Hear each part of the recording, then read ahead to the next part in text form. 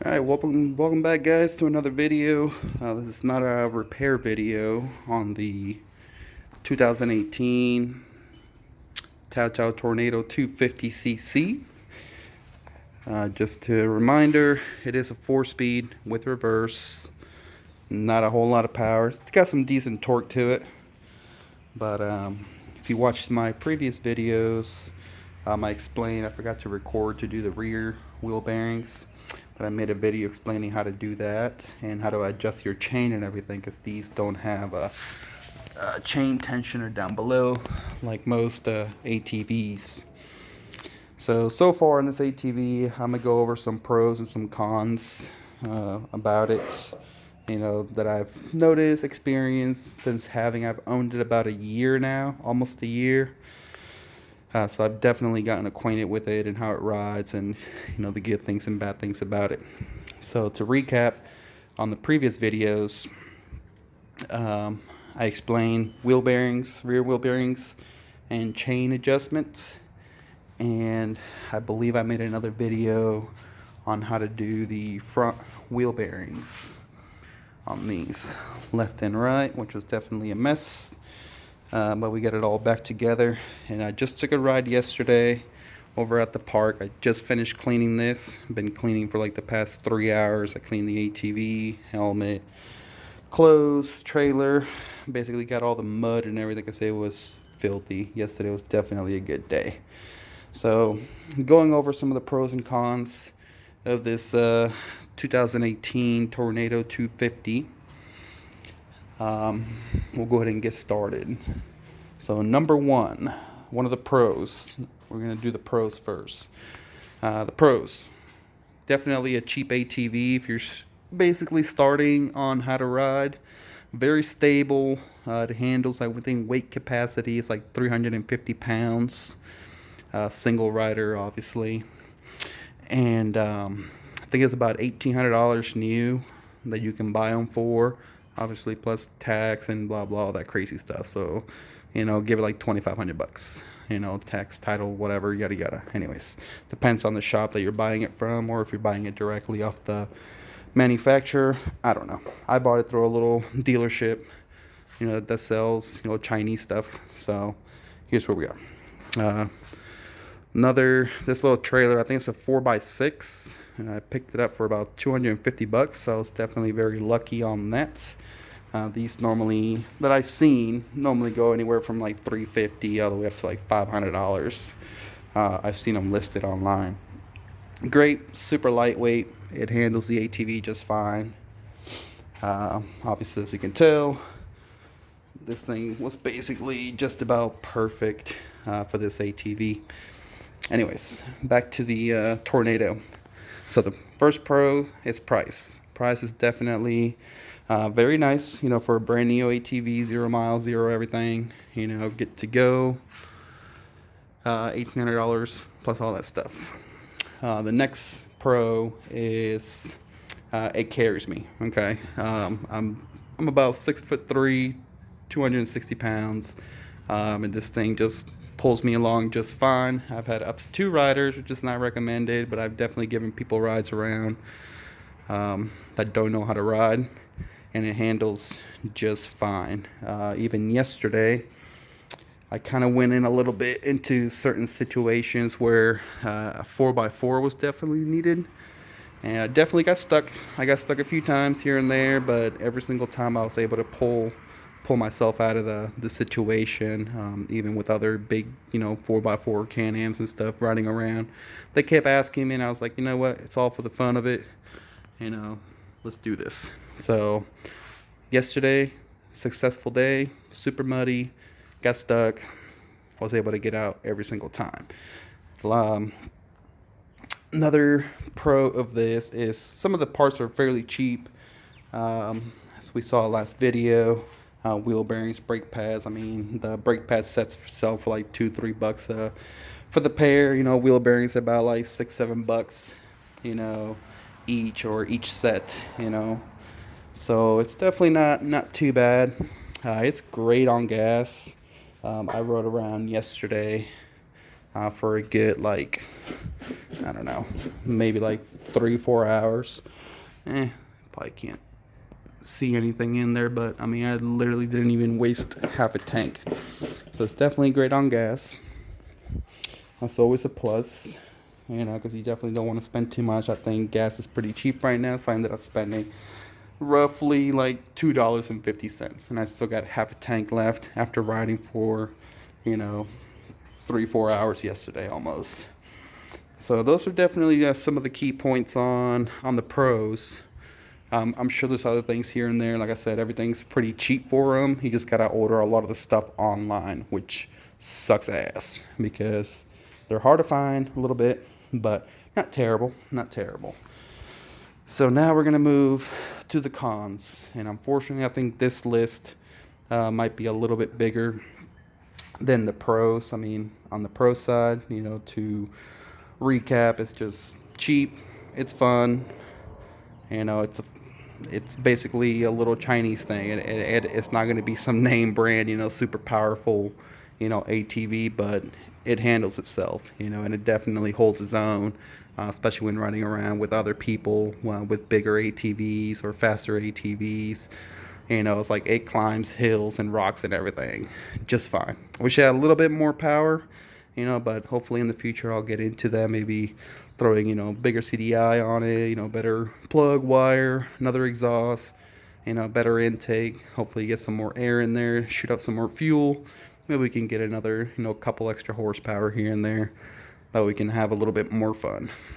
So on the cons list, one of the things that I've noticed is, like I said, I've owned this thing for about a year now. This headlight is very hazy. I mean, I just washed it, so there's kind of humidity inside. But the headlight does great, whenever you're trail riding at nighttime, which is not bad. But it basically started looking like that, like the first few rides that I had it. As you notice, there's like no stickers on this thing besides these little side ones, and that's just embedded into the seat. But all the ones here on the side, plastics everywhere, they're all gone. The first 2 times that I washed the ATV, they all basically disappeared. So quality, you can even tell right in that little spot right there. This used to be a sticker, and that's basically gone. So quality wise, not the greatest, on stickers, but like I said, I ride this thing pretty hard, for what it is and what it's supposed to do, and I definitely go above and beyond with it. Hasn't fully disappointed me yet, except obviously here in the cons list. Another thing, the brakes. My gosh, the freaking brakes on these ATVs are retarded. Yes, they are cheap, a few bucks here and there, for the sets, but if you notice from my last video when we replaced the wheel bearings, I went ahead and replaced the brake pads. And literally, I took it out twice. Yesterday that I rode for 3 to 4 hours, and the previous time I went to the St. Part, but it was kind of flooded, so I only rode for about an hour and a half. That was basically 2 rides. 2 basically small rides, not an all-day ride, and these brake pads are gone. Literally. The inner pad on this side, it's completely missing. Actually, on both sides. The pad that goes right in here, that touches this side of the rotor, completely gone. Seriously, gone. It's not even there. The piston is touching the rotor. The outer ones, completely worn out, gone. Basically, it's down to the metal, and that one's probably not gone because it's locked down with 2 pins. So those 2 are gone. The rear set is pretty much gone. I mean, it's basically down to the metal. So right now, so unfortunately I'm gonna have to replace them again. They don't take long, they're fairly cheap, but you would think that they last longer than 2 rides. Given that a lot of the riding that I was doing was basically straight, little trails here and there. I wasn't braking too hard, took a couple hills here and there. I do understand, I went through a lot of mud and water and nastiness, and brakes tend to give out, especially on ATVs, whenever they're soaked in water and everything. But seriously, come on. I was like, my brother-in-law, my sister, and all them, they've changed their pads once, and they haven't had any issues since. Um, Going back on how big I am a big guy. This is a Chinese ATV. Those little calipers I think are meant for like 50cc, ATVs. So I really don't think they should be on this ATV, but you know what? We deal with it. That's when it goes back to the quality, not the greatest. So brakes are basically gone. Have to change those again after 2 rides. Plugs and everything is brand new.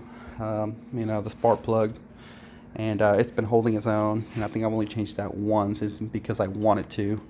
Another thing that we came across was the chain. Don't have the tensioner, a little wheel tensioner that's supposed to go right up there. And at one point it did come off while I was riding, because I basically came to a sudden stop where the wheels did. So they kind of just jumped the tooth and came off. But even right now, it's definitely looser than when we put everything back together after doing the wheel bearings. Had everything adjusted to where there wasn't much slack going on. Right now I do have a lot of slack, so I do have to get that tensioner back on there eventually. So that's another con, is these chains are ridiculous. They come loose so quickly. Like I said, a couple rides, it's already loose. I did figure out how to adjust it on these. From what I said before, it doesn't have any tensioner bolts down below underneath the differential. So if you want to learn how to do it on these Tornados, just watch my previous videos, and I kind of go in depth on how to adjust that. So that'll be here in the next few days. I'll probably pull it all apart and get everything cleaned up down there. Once I take everything apart and adjust it, put the tensioner back on, I should be good on that. Another thing on the con list is, like I mentioned before, the power. It's not the greatest, it holds its own, but I wish it had a little bit more kick. When you're going through a bunch of mud, watery mud and everything, you're starting to lose power. It's slowing down.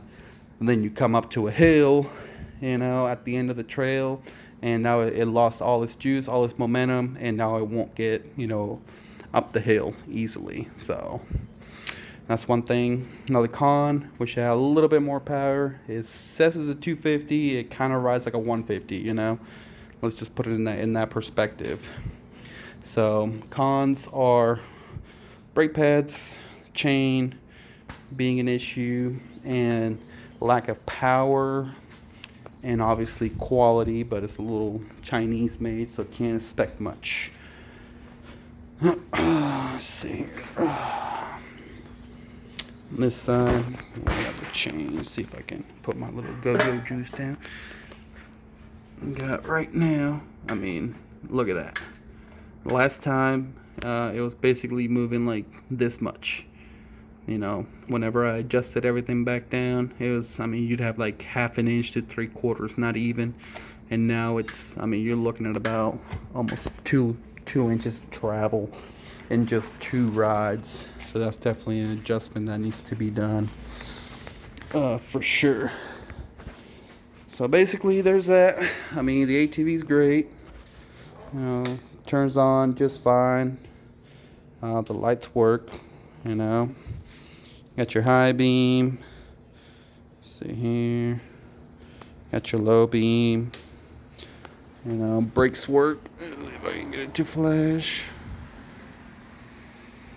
which is fine. It's supposed to have a running light. Oh, that's another con, is that rear brake bulb. It's ridiculous. I already swapped it out twice. I've cleaned it out and everything. It does have a running light whenever you turn on the ATV. It's supposed to be on, and I can get it to come on once I put a new bulb, but it shorts out, and it goes out basically almost immediately. So I don't know. Maybe it's just something inside. I really don't care for it. But that's basically it, on the con side. So just to recap on the pros, basically affordable, great on gas, the ride's super smooth, for the most part. Clutch is super smooth, shifts and everything. It carries. holds the zone. So not too bad. On the cons, a little better design on brakes would have been perfect. It does go through brake pads quite a bit. Obviously, the chain is definitely an issue back there. Same with the rear brake pads, and lack of power basically are my cons. So 2018 Tornado 250cc, made by Tao Tao, Chinese company or whatever, yada yada. Like I said, not a bad little machine, but I think I'm just about ready to upgrade, maybe get into something name brand. I've gotten more skill into riding, and I'm willing to take more chances, bigger hills or whatever, yada yada, that I don't feel fully comfortable in this. I still do it, but if the ATV just had a little bit more power, I definitely, would risk, would take better chances at riding, the bigger trails and stuff. But so far it hasn't let me down, besides little small minor things here and there. So not too bad, not too bad. I'm gonna try to next time make a video whenever I'm changing the actual brake pads, so people can probably see that, and that we all have a look at what I'm talking about when the brake pads are bad, and show you guys that even more. I'll try to record it on my GoPro instead of my phone. That way I can edit, some pictures and stuff in, if I need to. But I'll go from there. I guess I do appreciate it. I'm gonna have a little cold one to end the day, and hope you guys have a good day.